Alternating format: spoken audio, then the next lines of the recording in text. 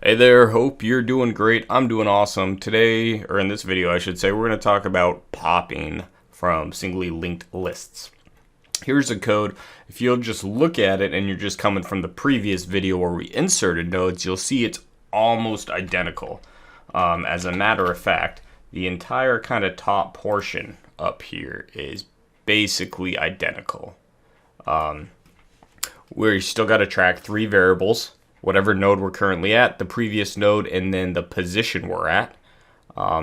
Then we're going to go in here, and as long as the current node evaluates to something, if it's not none, we're going to check if that position that we're currently at is what we're looking for, what the user passed in for the pop parameter, for the index parameter. If it is, we're going to break because that's the node we want to remove, so we don't need to do any more looping. Otherwise, if it's not where we need to be, we're just going to keep track of our previous node. So we're going to set it to the current node. We're going to move our current node one to the right. And then we're going to increment our position by one, again, to keep track of where we are in the list. Then we're going to come down here. We're going to check if the current node is none. That's going to happen if the list is empty, or if your index is out of bounds. So whatever the index we're searching for is outside of the list. I have a list of 5 elements and you're trying to pop like index 10 or something like that. Other than that, we're down here, right? So now if we get down in this area, we know that the current node is the one we want to remove. So then we kind of have to do that same thing with, we're checking, are we removing from the head? If we're removing from the head, we're going to know it because the previous node is going to be none, because previous node defaults to none. And then if our index is 0, we're basically going to jump into this while loop and immediately break out of it because the current position is 0. If you pass me index 0, we're going to break out immediately. So my current node is going to point to the head. My previous node is going to be none at that case. And that's what's going on down here. So if the previous node is none, all you do is you set the head to be the next node of the one you want to remove. Otherwise, you just set the previous node to be the next, the previous node's next property to be the next property of the node we want to remove. Little confusing, definitely much easier to see it in pictures. And then this is an optional cleanup. I'm just setting the next property of the current node to none, because until you do that, it technically has a pointer pointing back to somewhere in the list. So I just like to clean it up and set that to none, but that's optional. You really don't necessarily need to do that. All right, here's the sources as usual. Here's our example. So in this case, we're going to pop at index 2. So here's my list. It's got basically, 4 elements, and I'm trying to pop this guy right here, index 2. You'll notice I got my head, which is pointing to the head of list. I have the previous, which is, always going to be one behind the current, and it's pointing to the node prior to the one I want to remove. And then I have my current node, which is going to point to the one that I want to remove. So in this case, all I really have to do to basically remove this right here is all I have to do is take my previous node and kind of set its next property to point to the node after the current node, or the current node's next property. And that's what happens here in this next slide. So I pulled that 73 out, that node that I wanted to remove. I set the previous node's next property to be the current node's next property, and then I set the current node's next property to be none for that optional cleanup. And that's how you remove an index. You'll notice that obviously if we're looking through the list here, I no longer have any pointer at all in this list to that node I pulled out, so it's removed from the list. The other thing we got to think about is when we're popping at the head. In this case, we're going to know we're popping at the head because the previous node down here is going to evaluate to none. So if the previous node is none, we know we're popping at the head. You could probably get a little bit, a little bit more explicit and then check if the head is equal to the current node, and that's probably a little bit safer, but I just basically went ahead and said, hey, if the previous node is none, then I know I'm popping at the head. And in this case, it's really easy. All you have to do is change your head from being right here pointing to the current node and put it to the current node's next property. And then again, we'll do that optional cleanup where we'll set the current node's next property to none. And that's what's going on here. Okay, so I pulled that 28 out, I popped the head, I moved the head pointer in the list to the next property of that current node, and then I did my optional cleanup down here on the node I wanted to remove by setting its next property to none. So that's it. We can look at it in Visual Go. Just look at it real fast. Let's create a random list. There we go. And let's remove from the head. So in this case, we're moving from the head. We know our previous is going to be none. So all we're doing is we're taking and setting the head to be the next element in the list. And that's it. Let's see. Now let's just remove somewhere else in the list. Well, in this case, they're going to remove the tail, which is fine. So you'll see the process go. Keeping track of the previous node, keeping track of the node they're at, the temp, until they reach the specific index. And then they're just going to set the previous node's next property to be the current node's next property, which in this case is none regardless. So now let's delete somewhere else in the list. Let's remove or pop here. Let's, nope, I think that's going to do the tail again. All right, let's do another random list. And let's remove index 2, which should be what? This 6th node right here. Okay, we're going to loop over until we get to where we want, keeping track of our previous node and where we're at. We're going to set the previous node's next property to be the current nodes, the nodes we're trying to remove next property. And then you can clean it up and delete that pointer right there. Delete this pointer right there, which is going to completely remove any reference from that node back to the list. Kind of optional, but definitely a good idea. And that's it. So, all right, I'll jump in the code editor here. All right, I'm in the code editor. This is my test file. This is my test function here.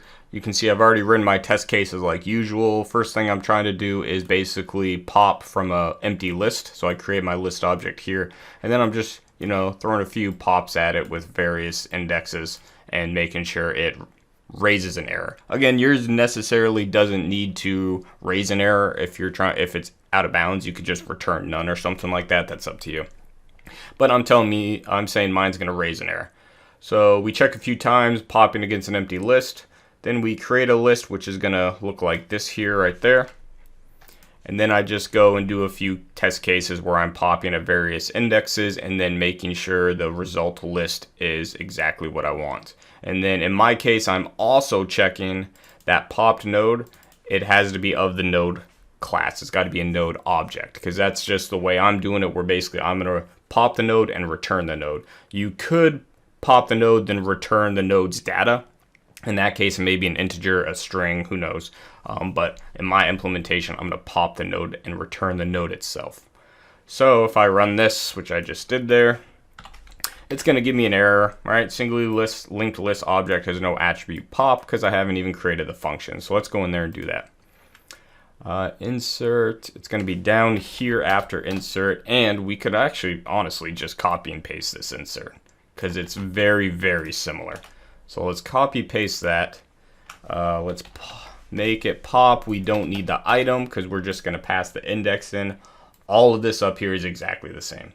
All these lines right here are exactly the same. Okay. We're going to start in here, and let's just delete this right there. Okay. And actually, let's just try running this, because this should pass the first test cases that check if my index is out of bounds. It raises an error. So all of these should pass. So I should get a fail probably right here on 282 is what I'll probably get. So let me go back to the test and let's run this. And let's see, yep, line 282, test pop, none.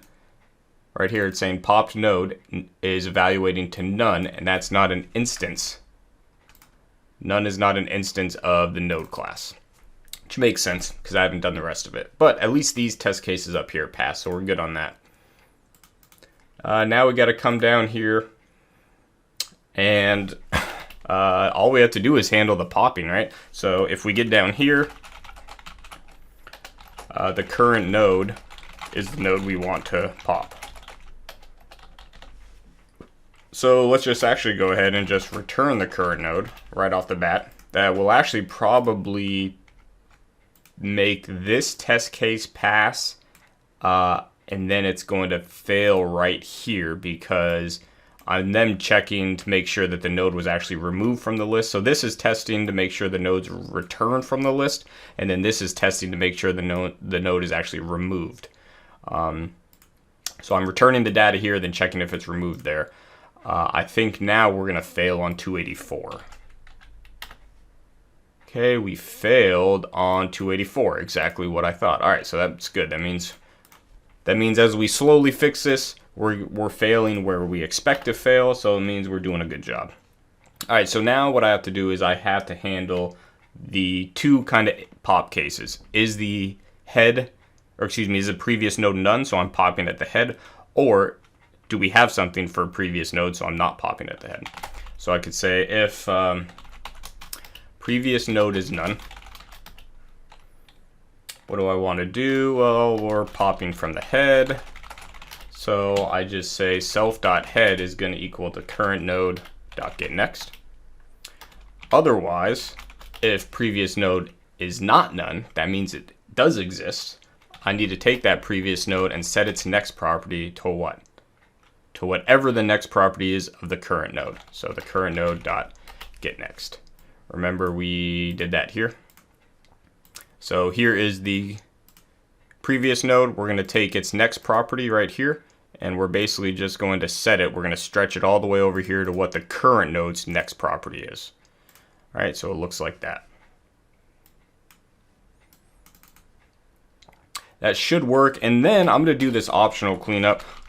Current node dot set next is going to be none. That's going to remove that that next pointer after I've already kind of popped it and removed it from the list.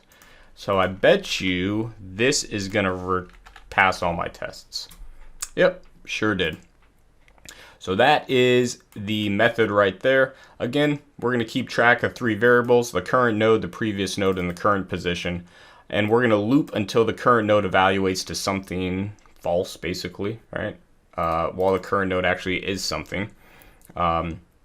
Every time we loop, the first thing we're going to do is check, hey, have we reached the index we're supposed to get to? If we have break, and at that point, once we hit this break statement, that current node is going to point to the node we want to remove. Otherwise, if we're not at the right area, we just update our previous node, move our current node one to the right, and increment our current position variable so we can keep track of where we are. Then we have to do a quick little current node is none. That's going to happen if our list is empty or the index is out of bounds. And in this case, I'm going to raise an index error. You could return none. It's up to you, whatever you want to do. Then we get down here, and this is the actual logic that removes or pops the node. So if the previous node is none, we know we're popping from the head. You probably could also do something like this. If self.head is the current node, that's a little bit more explicit. And yeah, see that runs and tests just fine. So that's probably the little bit smoother way to do it. If self.head is the current node, you're popping from the head. Otherwise, you're popping somewhere else, so the previous node should exist. So you're just going to set the previous node's next property to whatever the node you're popping's next property is. Then you do some optional cleanup, and I'm returning the current node. You could, return the current node.data if that's what you want to do. It's up to you. But that's kind of the logic behind how the pop function works. So thanks for sticking around and watching.